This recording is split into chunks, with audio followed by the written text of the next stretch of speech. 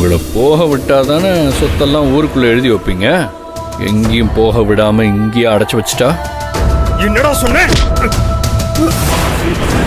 கார்மெண்ட்ஸே with பணமாக்கலான்னு சொல்லிக்கிட்டு இருக்கேன். மொத்த சொத்தையும் யாருக்கும் எழுதி வைப்பீங்களா? உங்களை வெளியே விட்டாதானே மகனே இல்லைன்னு சொன்ன பின்னாடி அப்ப என்ன புள்ள என்ன? போனங்க போன எடுங்கன்னு. கொடுக்க மாட்டேன், கொடுக்க மாட்டேன்.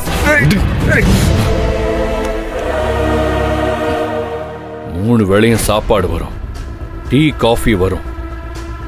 இனி உங்க கடைசி காலம் இந்த ரூமுக்குள்ளதான்.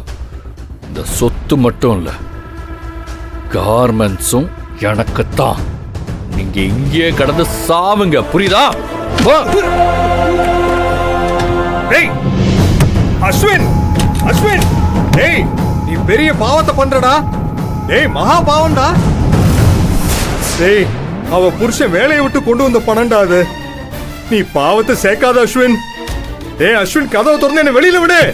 அஸ்வின், கதவை திறந்து என்ன வெளியில விடுறா. அஸ்வின். மகா, உனக்கு நல்லது பண்றேன்னு நினைச்சு இந்த பாவிட்ட வந்து மாட்டிக்கிட்டேனேம்மா. நான் என்ன பண்ணுவேன்னு எனக்கே தெரியலையே. அண்ணா கொஞ்சம் சீக்கிரம் வாங்களேன்.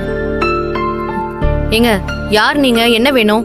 நாங்க பத்திரிக்கையில இருந்து பேட்டி எடுக்கிறதுக்காக வந்திருக்கோம். ஓ அப்படியா, இருங்க ஒரு நிமிஷம்.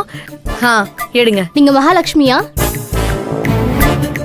அதுக்குள்ள அவ்வளோ பெரிய ஆளாயிட்டாளா அவ? சொல்லுங்க, உங்க பேர் மகாலட்சுமியா? சாரி, இன்னைக்கு பேட்டி எடுக்க முடியாது. ஏன்?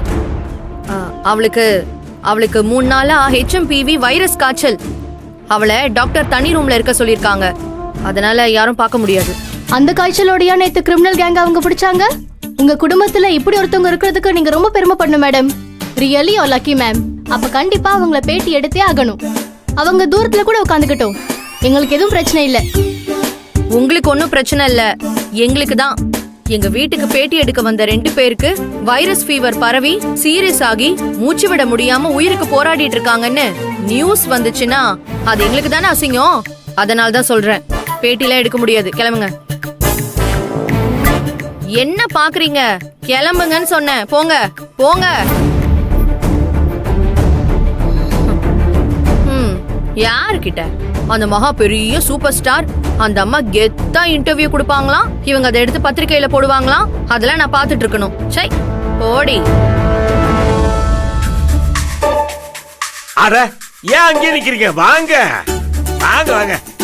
செல்வம், செல்வம், மகா எங்க போனாங்க? இது வரேன் மாமா. வாமா. சொல்லுங்க மாமா. இவங்க பத்திரிகையில இருந்து வந்திருக்காங்க.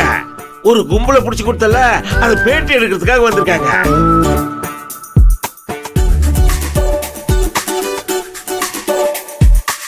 உனக்கு வைரல் ஃபீவர்னு இவ வெளியனுப்ப பார்த்தா, நான் தான் பார்த்து கூட்டிட்டு வந்தேன். அப்பா, ஏன் தப்பு தப்பா சொல்றீங்க? நான் எப்போ வைரஸ் காய்ச்சல்னு சொன்னேன்? இந்த விஷயத்த பேப்பர்ல போட்டு வைரல் ஆக்கிடாதீங்க. அப்புறம் அந்த ரவுடிங்களால குடும்பத்துக்கு பிரச்சனை வரும் அப்படின்னு தான் நான் சொன்னேன். அவங்க ஏதோ வைரஸ் காய்ச்சல்னு தப்பா புரிஞ்சுக்கிட்டாங்க. அதுக்கு போய் என்ன குறை சொல்றீங்க? ஹலோ மேம், நான் ரிப்போர்ட்டர் மல்லிகா. இவர் என்னோட போட்டோகிராஃபர். நேத்து நீங்க ஒரு கும்பலை பிடிச்சு கொடுத்தீங்கல்ல, அத பத்தி பேட்டி எடுக்கிறதுக்காக நாங்க இங்க வந்திருக்கோம். பேட்டி எல்லாம் எதுக்கு?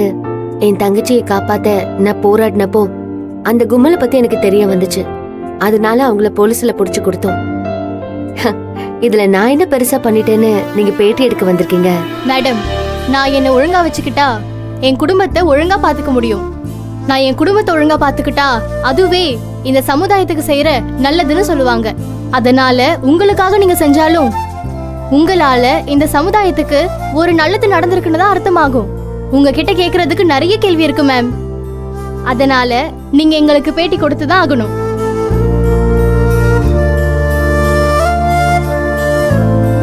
மகா, ஏமா தயங்குற?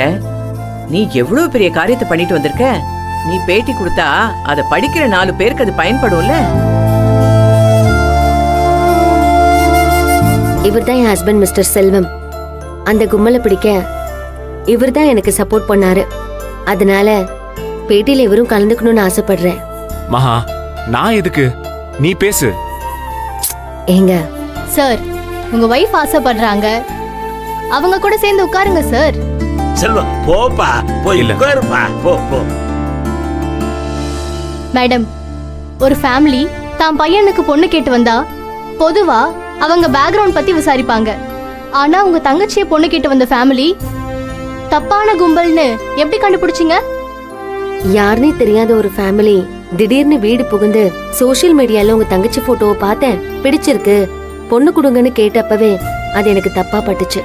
அந்த நிமிஷமே பொண்ணு கொடுக்கற ஐடியா இல்லைன்னு நான் அவங்கள திருப்பி அனுப்பிட்டேன். ஆனா அந்த பையன் லவ் டார்ச்சர் பண்ணி என் தங்கச்சி மனசை கலைச்சிட்டான். எந்த அளவுக்குன்னா தப்பான கேரக்டர்னு நாங்க அவனை பத்தி என்ன சொன்னாலும் என் தங்கச்சி ஏத்துக்கவே இல்லை. வேற வழி இல்லாம அவளுக்காகவே இந்த கல்யாணத்தை ஃபிக்ஸ் பண்ண வேண்டியதா போயிடுச்சு. அப்புறம் எப்படி அவங்க தப்பான கேங்குன்னு நீங்க கண்டுபிடிச்சீங்க? கண்டுபிடிச்சது என்னோட ஹஸ்பண்ட் தான். அப்படியா சார்? நீங்க சொல்லுங்க சார். கல்யாணத்துக்கு நாள் குறிச்சிட்டோம். அவன் தப்பானவன்னு மகா மனசுக்கு பட்டுக்கிட்டே இருந்துச்சு.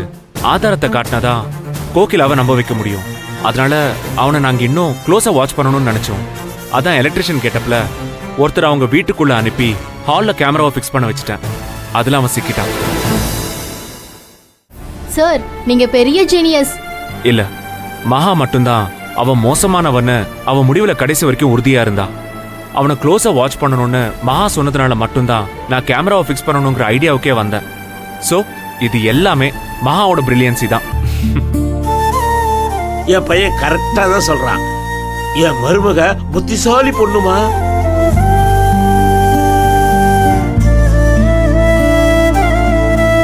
மேடம், அந்த கும்பல் ஒரு பெரிய நெட்வொர்க்.